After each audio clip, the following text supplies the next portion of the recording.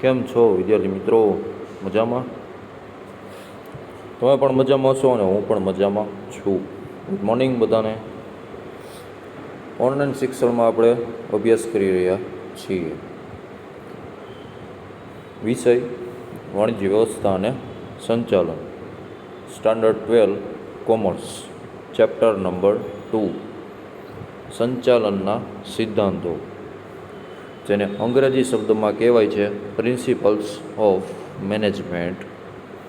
સૌપ્રથમ વાત કરીએ કે સંચાલનના સિદ્ધાંતો. અગાઉના પાઠમાં આપણે અભ્યાસ કરી ગયા કે સંચાલન એટલે શું. સૌપ્રથમ તો આપણે એની માહિતી જાણીએ. સંચાલન એટલે કે કોઈ પણ માણસ હોય એ માણસને કાર્ય કરવા માટે પ્રેરે તેને સંચાલન કહેવામાં આવે છે. જેમાં મુખ્યત્વે 5 બાબતો ધ્યાનમાં રાખવામાં આવે છે. આયોજન હોય, વ્યવસ્થા તંત્ર હોય, દોરવણી હોય, અંકુશ હોય, કર્મચારી વ્યવસ્થા હોય. આ ઘણી બધી બાબતોને આધીન સંચાલન જે છે એ આયોજન આધીન શક્ય બને છે.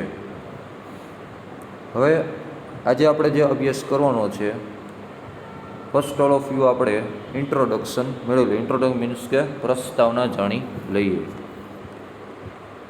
સંચાલન એ સદીઓથી ચાલી આવતી પ્રવૃત્તિ છે. હવે સદીઓથી પ્રવૃત્તિ ચાલી આવતી એટલે કે ઇતિહાસમાં કેવું હતું બેટા? પહેલાં તો કે ભારત દેશની આપણે વાત કરીએ તો તેમાં ચંદ્રગુપ્ત મૌર્ય હતો, જે શું હતો તો કે આખા રાજ્યમાં વ્યવસ્થા કરતા હતા. પહેલાંના સમયમાં કેવું હતું બેટા? તો કે ગામડું હોય, ગામડામાં એક રાજા હોય. રાજા જે છે એ તમામ ગામડાની વ્યવસ્થા કાર્યભાર સંભાળતો હતો. રાજાનું કામ શું હોય મુખ્યત્વે? તો કે ગામમાં તમામ પ્રકારની મુશ્કેલી હોય, ચોરી હોય, લૂંટફાટ હોય, આ તમામ પ્રકારનું આયોજન જે છે એ સેનાપતિઓ દ્વારા થતું હતું. પરંતુ આજના વર્તમાન સમયમાં કેવું છે તો કે માણસ તો એનો જ છે, પરંતુ સમય અને પરિસ્થિતિ બંને બદલાઈ ગયેલ છે. આથી સંચાલનના સિદ્ધાંતોમાં ભૂતકાળમાં જે છે ત્યારે સંચાલનમાં આયોજન એટલે કે ભૂતકાળની વિચારસરણીઓ એટલે કે તેના આધીન કાર્ય કરવામાં આવતું. એક્ઝામ્પલ તરીકે હું તમને સમજો કે પહેલાંના સમયમાં માણસ જે છે ભટકતું જીવન જીવતો હતો. ભટકતું જીવન જીવતો હતો તો ખોરાકની શોધ કરતો હતો. ખોરાકની શોધ કર્યા બાદ શું કરે તો કે જંગલમાં પણ રહેતો હતો. પછી જેમ જેમ સમય પસાર થતો ગયો, ઈસવીસન પૂર્વે 2 કે 3 હજાર વર્ષ પહેલાં તો આ માણસ જે છે જંગલી જીવન જીવતો હતો. પરંતુ વર્તમાન સમયમાં પછી ધીમે ધીમે ગામડાનો વિકાસ થતો ગયો. ગામડાનો વિકાસ થતો ગયો એટલે કે ટેકનોલોજી છે, પછી વાહનો છે, એ બધામાં શું થતો ગયો? વિકાસ થતો ગયો. વિકાસ થવાના આજના 21મી સદીના યુગમાં ટેકનોલોજી અને માણસોનો ભરપૂર પ્રમાણમાં જે છે ઉપયોગ લેવામાં પણ કેને આધીન તો કે સંચાલનને આધીન કાર્ય કરવામાં આવે છે. સંચાલનમાં કેવું હોય બેટા? તો કે ઘણા બધા એવા ઇતિહાસકારો છે કે જેણે નવી નવી અલગ અલગ વિચારધારાઓ આપેલી છે. અગાઉના ચેપ્ટરમાં આપણે ભણી ગયા હતા કે સંચાલનમાં ઘણી બધી વ્યાખ્યા આપેલી છે કે જેમાં શું કહેવામાં આવ્યું તો કે કુંતસ અને ઓડોનલે શું કીધું હતું તો કે સંચાલન એક એવી પ્રવૃત્તિ છે કે જે અન્ય વ્યક્તિઓ પાસેથી કામ લેવાની કળા છે. આજ કોઈ પણ વ્યક્તિ એનામાં કંઈક ને કંઈક આવડત તો હશે. એ આવડતને આધીન શું થાય તો કે સંચાલન એ ધંધાકીય ક્ષેત્રમાં સફળ નીવડે છે. ચિત્રમાં તમે જુઓ છો એક મેનેજમેન્ટ આપ્યું છે અને બાજુમાં જે છે એક માણસ જે છે કે એક વ્યક્તિ જે છે સવારે શું કરે છે તો કે નાસ્તો કરે છે. નાસ્તો કર્યા પછી તો કે ઓફિસે જાય છે. ઓફિસમાં જઈ ગયા બાદ બપોરે જમવાનો સમય હોય, જમે છે વ્યક્તિ. તમે જો આખા કોઈ પણ વ્યક્તિ છે એની આખા દિવસની દિનચર્યા તમે જોજો તો કેવી હશે. કોઈ પણ આપણી પોતાની જ વાત કરીએ કે સવારે વહેલા ઉઠી 6 વાગે, પછી વિદ્યાર્થીની વાત કરીએ કે સવારે વહેલા ઉઠે છે, પછી અભ્યાસ કરે છે, સ્કૂલે જાય છે, સ્કૂલેથી છૂટીને ઘરે આવે છે, પછી જમે છે, નાસ્તો પાણી કરે છે, ટ્યુશનમાં જાય છે અને રાત્રે જે કાંઈ હોમવર્ક આપેલું હોય તે પૂર્ણ કરે છે. તો આમાં શું તમને જોવા મળ્યું તો કે એક સંચાલન જોવા મળ્યું, જેને શું કહેવાય અંગ્રેજીમાં ટાઈમ મેનેજમેન્ટ કહેવામાં આવે છે. ટાઈમ મેનેજમેન્ટ એટલે શું તો કે તમારી કોઈ પણ એક્ઝામ હોય, એક્ઝામમાં તમે શું કરશો? વાંચન કરશો. તો ટાઈમ ટેબલ આધારિત જ કરશો ને, બરાબર છે? આજ કોઈ પણ વ્યક્તિ હોય તો ધંધામાં દુકાનનો ટાઈમ કેવો હોય તો કે ફિક્સ હોય, બરાબર. હવે કોઈ પણ વ્યક્તિ હોય તો દુકાનનું કેટલી હોય તો કે 12 કલાક કામ કરે છે. એવું હોય કે આખો દી ઘરે બેઠા બધાને પૈસા આપે એવું હોય તો એવું પોસિબલ છે નહીં. ટૂંકમાં સંચાલનના સિદ્ધાંતો કેવો હોય તો કે ટાઈમ મેનેજમેન્ટ ઉપર આધારિત હોય છે. ટૂંકમાં આમાં શું કહે છે કે ઇતિહાસની પર નજર જોવા તો કે દેશની અનેક પ્રવૃત્તિઓ કરવામાં સંચાલનના તત્વો જોવા મળે છે. જેમ કે ચંદ્રગુપ્ત મૌર્ય હતા, છત્રપતિ શિવાજી હતા, તે સમયમાં શું કરતા હતો કે યુદ્ધની રણનીતિઓનો વ્યૂહરચનાઓ કરતા હતા.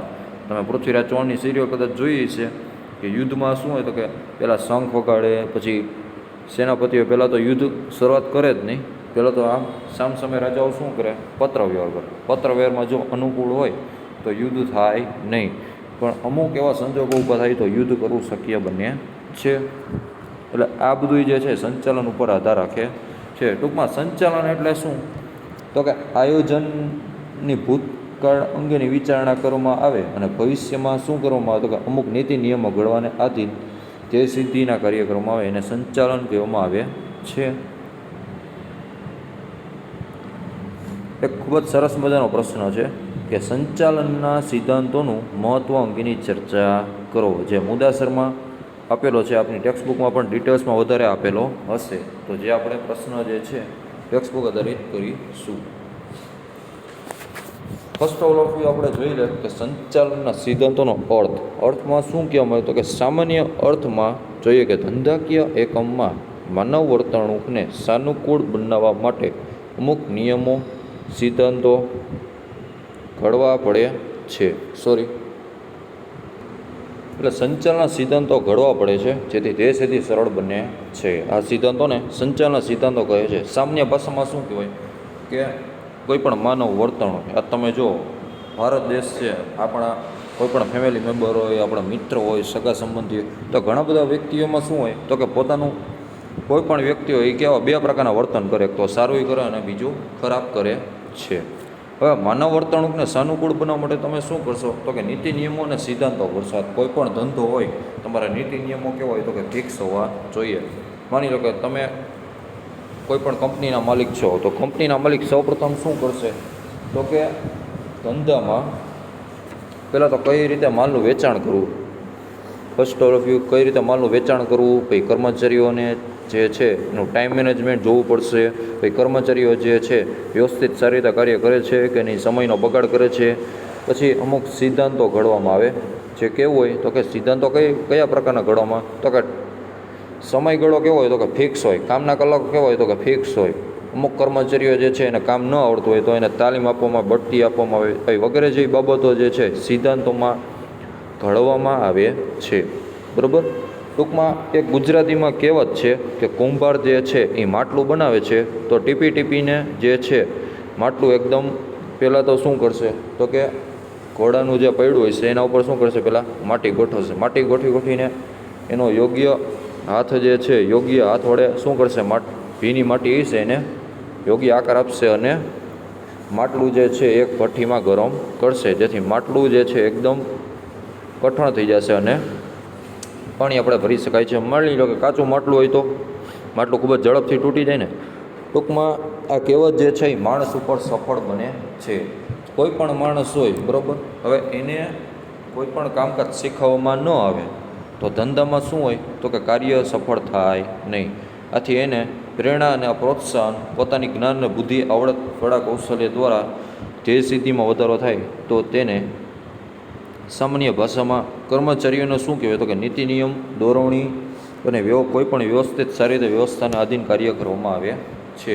ટૂંકમાં સંચાલનના સિદ્ધાંતો કહેવાય તો કે અમુક નીતિ નિયમો ઘડવામાં આવે અને સિદ્ધાંતો અને જે સિદ્ધિ, 4 શબ્દ તમારે શું કરો બેટા યાદ રાખવાના રહેશે. જે અર્થ છે હવે ખ્યાલમાં તમને કીધું, ખ્યાલમાં કેવું છે કે સંચાલનના સિદ્ધાંતો માનવ વર્તણૂક સાથે સીધો સંબંધ આવે છે, માનવ ઉપર જ ડિપેન્ડ કરે. આજ મેનેજમેન્ટ છે, વાણિજ્ય વ્યવસ્થા જે છે તો ઘણા બધા કોર્સીસ આવે છે.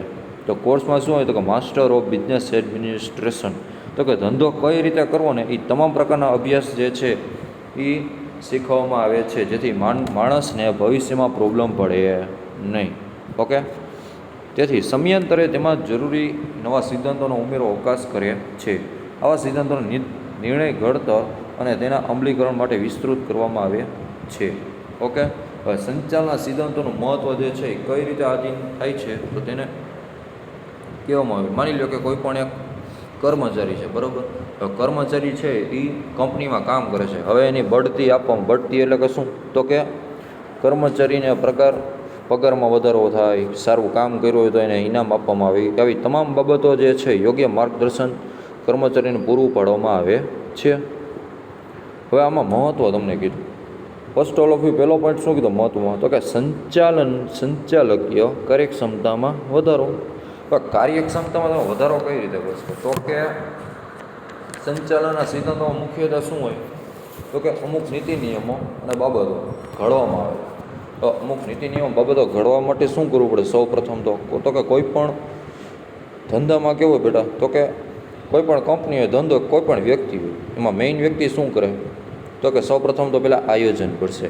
આયોજનમાં શું હોય, તો કે કઈ પ્રકારનો માલ રાખવો, માલ જે છે એ ગ્રાહકોને ગમશે કે નહીં ગમે.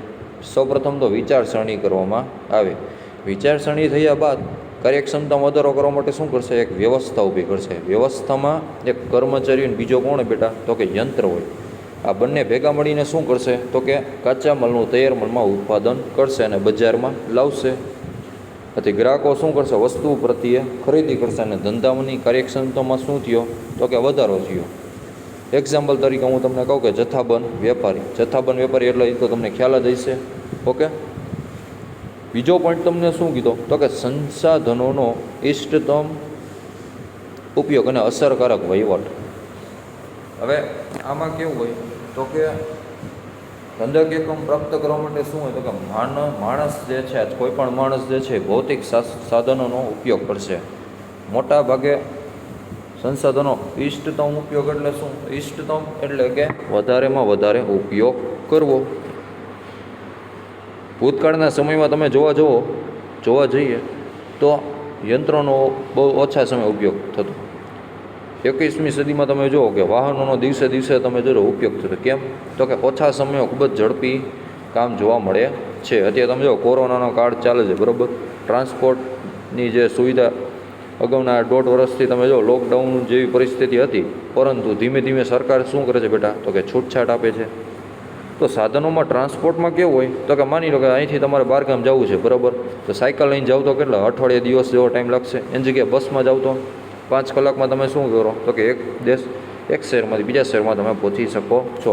ટૂંકમાં સંસાધનમાં શું હોય, તો કે ઓછા સમયમાં ખૂબ જ ઝડપી કાર્ય પૂર્ણ થાય છે. ત્રીજો મુદ્દો કે વૈજ્ઞાનિક અને તાર્કિક નિર્ણયો માટે મદદરૂપ થાય છે.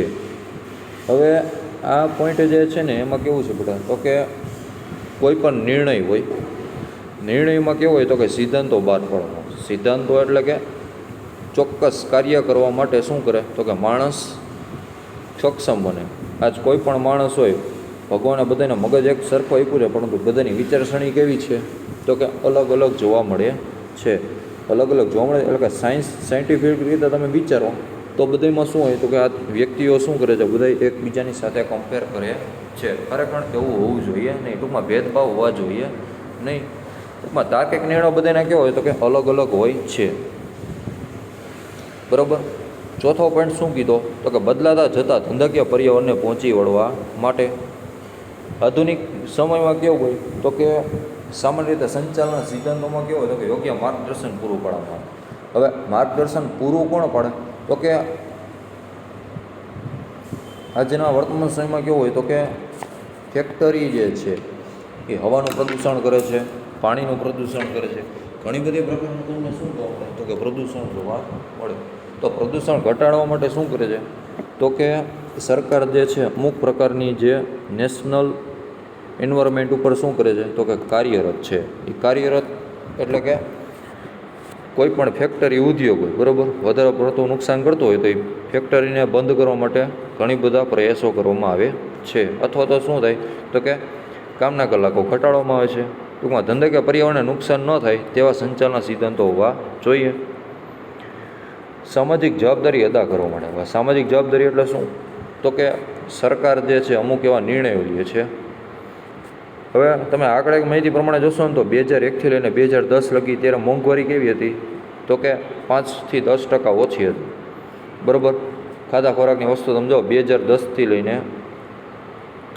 2020 લગી. તો અગાઉના 10 વર્ષના તમે આંકડા કે મેથી સર્ચ કરશો ને ક્યારેક ઇન્ટરનેટ ઉપર, તો મોંઘવારી ભથ્થું જે છે, ખોરાકને લગતી વસ્તુ છે, એકદમ સસ્તી હતી.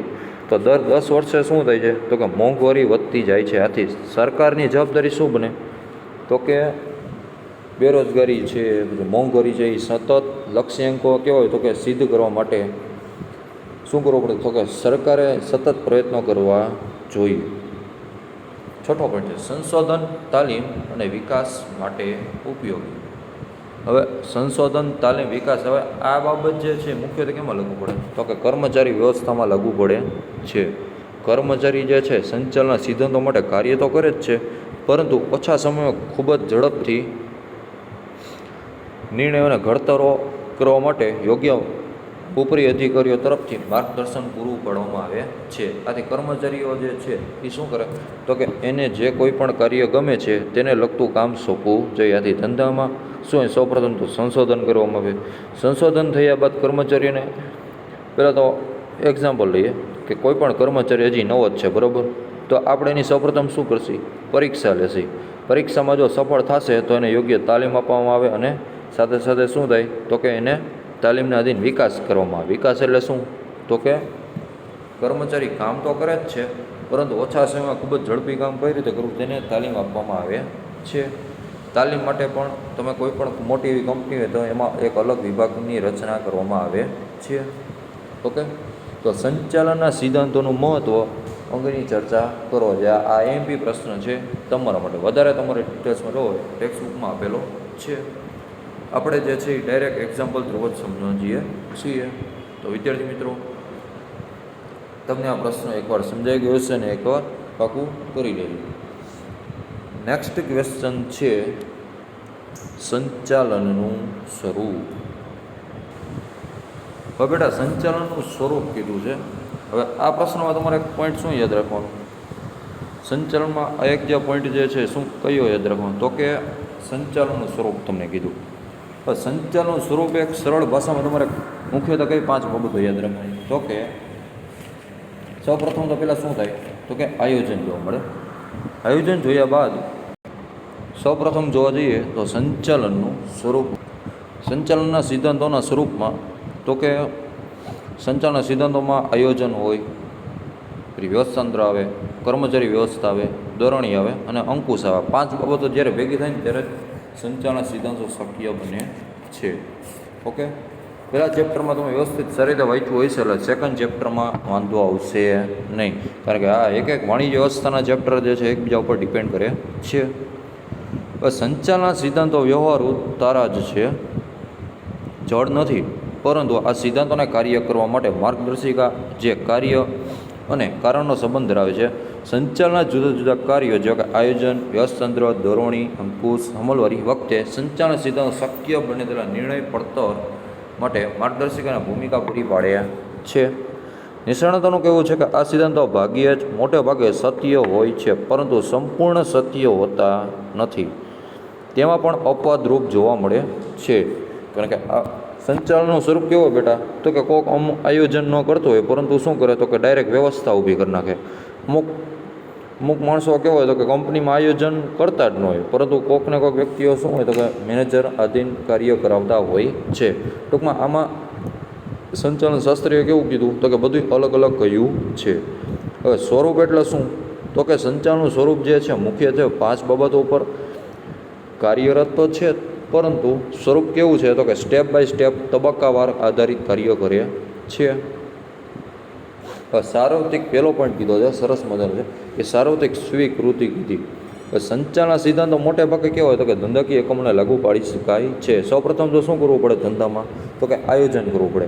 આયોજન થઈ ગયા બાદ કેવું તો કે સામૂહિક માનવીય પ્રયત્નો જરૂરિયાત પડે છે. હવે માનવીય પ્રયત્નમાં કેવું તો કે વ્યવસ્થા ઊભી કરવામાં આવે છે. વ્યવસ્થા કેવા પ્રકારની હોય, માની લો કે કંપનીમાં સાધનો તો છે જ, પણ માણસ નહીં હોય તો ધંધા કાર્ય સફળ થશે નહીં થાય, તો માણસની ખૂબ જ જરૂર પડે છે. જોકે ધંધાકીય એકમો પ્રકાર, સ્વરૂપ, પ્રવૃત્તિ, કદ મુજબ સંચાલનના બધા જ સિદ્ધાંતો લાગુ પડવા માટે માત્રામાં ફેરફાર હોય છે, પરંતુ ધંધાકીય એકમમાં સંચાલન સિદ્ધાંતો લાગુ પાડી શકાય છે. હવે આમાં 2 પોઈન્ટ તમને શું કીધા તો કે સાર્વત્રિક પ્રકૃતિ છે. સાર્વત્રિક પ્રકૃતિમાં શું જોવા મળે? સૌપ્રથમ તો કે આયોજને જોવા મળે, વ્યવસ્થાએ જોવા મળે અને સાથે સાથે શું હોય તો કે સંચાલન જોવા મળે. હવે સાર્વત્રિક સ્વીકૃતિ ઉપરથી તમને કઈ રીતે ખ્યાલ આવે? માની લો કે ધંધા મુખ્યત્વે 2 પ્રકારે જોવા મળે. એક તો નાનો વેપારી અને બીજો કોણ હોય તો કે મોટો વેપારી. મોટો વેપારી શું કરશે તો કે એની પાસે કર્મચારી, સ્ટાફ, ટેકનોલોજી, સાધનો બહુ મોટા પાયે હશે. આથી ધંધાનું કદ કેવું થયું બેટા તો કે એકદમ મોટું થયું. અને નાનો વેપારી છે એ શું કરશે તો કે 2 કે 3 કર્મચારીઓ જ હશે જે છૂટક માલનું વેચાણ કરતો હશે. એને માત્ર સાધનોની જરૂર પડતી નથી, માત્ર કર્મચારીઓ શું કરે છે? માલનું વેચાણ કરે છે. એ ધંધાના કદના મુખ્યત્વે 2 પ્રકારે જોવા મળે છે. એક તો નાનું કદ હોય અને બીજું કેવું હોય બેટા તો કે મોટું કદ. બીજો પોઈન્ટ કીધો પરિવર્તનશીલ. પરિવર્તનશીલ એટલે શું તો કે ધંધામાં શું હોય તો કે કોઈ પણ એક ધંધો હોય, માની લો કે ઇલેક્ટ્રિક વસ્તુ છે, બરાબર, ઘર વપરાશની વસ્તુ હોય, પછી વાહન હોય, ટ્રક હોય, કપડાં હોય. તો ભૂતકાળના સમયમાં કેવું હતું તો કે ગામડાનો પહેરવેશ તમે કમ્પેર કરશો અને શહેરી પહેરવેશ એટલે કે કપડાં, તો બંનેમાં શું થયો તો કે ડિફરન્સ જોવા મળે છે. એવી જ રીતે તમે જો કોઈ પણ વાહન હોય, વાહનની ખરીદી તમે જો 5 વર્ષ પહેલાંનું વાહન કેવું હતું તો કે બજાજને એવા વાસ્પા હતા. અત્યારના સમયગાળામાં કેવું થયું તો કે ઇલેક્ટ્રિક વાહનો આવી ગયા, સોલાર પેનલવાળા. તો ટૂંકમાં ટેકનોલોજી જે છે એ હંમેશા કેવી બેટા તો કે દિવસે દર વર્ષે શું થતું જોવા મળે તો કે કંપની અને ટેકનોલોજીમાં પરિવર્તન જોવા મળે છે. ઓકે, એટલે આ રીતે એક એક્ઝામ્પલ આપેલું છે. કાર્ય વિભાજનના સિદ્ધાંતમાં મોટે ભાગે એક સમાન રીતે લાગુ કરી શકાય છે, પરંતુ નાના એકમોમાં તેટલી જ માત્રામાં કાર્ય વિભાજનનો સિદ્ધાંત લાગુ કરી શકાતો નથી. પરિવર્તનમાં કેવું હોય તો કે વર્તમાન સમયમાં ટેકનોલોજી, સોફ્ટવેરનો દિવસે બહોળા પ્રમાણમાં ઉપયોગ થતો રહે છે. એનું કારણ છે કે ટેકનોલોજી જેમ ફેસિલિટી વધારે છે એમ મોંઘવારીના પૈસા કેવા હોય છે તો કે એકદમ મોંઘું હોય છે. આથી અમુક કંપનીના માલિકો જે છે એને ખર્ચા જે પરવડતા નથી. તો ધંધા એકમનું કદ કેવું હોય છે તો કે ઓછું પરિવર્તનશીલ હશે. ઓકે, ટૂંકમાં ચેન્જીસ તો ખૂબ જ હોવા જરૂરી છે. ત્યાર પછીનો પોઈન્ટ કીધો તો કે સામાન્ય માર્ગદર્શિકા કીધી. સામાન્ય માર્ગદર્શિકામાં શું કીધું તો કે નિષ્ણાંત હોય. નિષ્ણાંતો શું કરે બેટા તો કે વિભાગવાર અધિકારી. આપણે અગાઉના ચેપ્ટરમાં ભણી ગયા કે ઉચ્ચ સપાટી હોય, મધ્ય સપાટી હોય અને નિમ્ન સપાટી હોય. તો ઉચ્ચ સપાટીએ કામ કોણ કરે તો કે સંચાલક મંડળ હોય, ઉપરી અધિકારીઓ હોય, જે શું કરશે તો કે યોગ્ય નિષ્ણાંતોનું માર્ગદર્શન પૂરું પાડશે. જે કોને તો કે મધ્ય સપાટીએ વિભાગવાર અધિકારીઓ, હિસાબી અધિકારીઓ, આવા અધિકારીઓને માર્ગદર્શન પૂરું પાડીને કે ધંધામાં શું નુકસાની રહેશે, શું નફો છે, આવક કેટલી છે, તમામ પ્રકારના પ્રશ્નો સાથે શું કરે તો કે ચર્ચા વિચારણા, મિટિંગો કરે, પત્રવ્યવહાર કરે, જે કર્મચારીઓ ઉપર જે છે ઈચ્છિત પરિણામો મેળવી શકે છે. ચોથો મુદ્દો કીધો માનવ વર્તણૂક પર આધારિત. માનવનું વર્તન એટલે શું તો આપણે સમજી ગયા કે માનવનું વર્તન એ કેવી તો કે વર્તણૂક ઉપર મોટી અસર જન્માવે છે. અમુક કર્મચારીઓ તમે જોયો, અમુક કર્મચારીઓ બહુ આમ ખીજાવું પડતું હશે નહીં, જે શું કરે છે ડાયરેક્ટ કામથી કામ જ રાખે. અમુક કર્મચારી કેવા હોય ખાલી વાતું જ કરી રાખે, કાંઈ બોલે જ નહીં. એટલે ઘણા બધા કર્મચારીઓ શું કરે છે તો કે દેખરેખ હોય, પછી નિરીક્ષણ હોય, નીતિ નિયમોને નીતિ આચરતો હોય, બરાબર. તો આવા અલગ બાબતો જે છે માણસમાં જોવા મળે છે. પાંચમો મુદ્દો કીધો આકસ્મિકતા. આકસ્મિકતામાં શું કીધું કે સંચાલનના સિદ્ધાંતો લાગુ પાડવા માટેનું એક તત્વ આકસ્મિકતા પણ જોવા મળે છે. ચોક્કસ અનિવાર્ય પરિસ્થિતિમાં આ સિદ્ધાંતોના ઉપયોગ દ્વારા એમ જ જરૂરી નિર્ણયો લઈ જે સ્થિતિ સરળ બનાવી શકાય, જેમ કે કર્મચારીઓ યોગ્ય વ્યાજબી મહેતાણું ચૂકવવું જોઈએ. હવે કર્મચારીઓ કેવો હોય તો કે માની લો કે ખેતીવાડીમાં મજૂર વર્ગ કામ કરતા. હવે મજૂર વર્ગ જે છે પહેલાંના જમાનામાં કેવું તો કે આના આવતા, 2 આના, 10 આના, 3 આના, તો કે આનામાં જે ગણતરી થતી. પરંતુ વર્તમાન સમયમાં આજના મજૂરો કેવા હોય તો કે એક દિવસના રોજના કેટલા લે ખેતીવાડીમાં તો કે એક દિવસના રોજના 400 થી 500 રૂપિયા કમાય છે. પરંતુ પહેલાંના સમય કેવું હતું કે મજૂરોની અત્યારે જે છે ટેકનોલોજી આવી ગયાથી મજૂરોનો જે છે ઓછો ઉપયોગ કરી શકાય છે. ટૂંકમાં આકસ્મિકતા એટલે શું તો કર્મચારીઓ કાર્ય કરે છે, જો યોગ્ય કાર્ય કરતા હોય તો એને યોગ્ય વેતન આપવું જોઈએ. ટૂંકમાં ભેદભાવ કરવા જોઈએ નહીં. કર્મચારી જેટલું કામ કરે છે એને યોગ્ય મહેતાણું મળવું જોઈએ. ટૂંકમાં પૈસાની લેવડ દેવડમાં ભેદભાવ હોવા જોઈએ નહીં. વિદ્યાર્થી મિત્રો, આજે આપણે અભ્યાસ કર્યો છે કે સંચાલનના સિદ્ધાંતો, જેમાં ઇન્ટ્રોડક્શન આપણે જાણ્યું કે મેનેજમેન્ટ કઈ રીતે થાય છે. પછી સંચાલનના સિદ્ધાંતોનું મહત્ત્વ અંગેની ચર્ચા કરો, જેમાં 5 મુદ્દા આપણે સમજી ગયા વ્યવસ્થિત સારી રીતે. સંચાલનનું સ્વરૂપ તમને કીધું છે, જેના 5 મુદ્દા: સાર્વત્રિક સ્વીકૃતિ, પરિવર્તનશીલતા, સામાન્ય માર્ગદર્શિતા, માનવ વર્તણૂક પર આધારિત અને આકસ્મિકતા. તો વિદ્યાર્થી મિત્રો, વધારે તમે ઉદાહરણ સાથે સમજી ગયા હશો તો આજે આપણે આટલું રાખીએ. ઓકે, એકવાર તમે સારી રીતે રીડિંગ કરી લેજો ટેક્સ્ટ બુકમાંથી, જે તમને ખૂબ જ ઝડપથી યાદ રહી જશે. અસ્તુ. જય શ્રી કૃષ્ણ.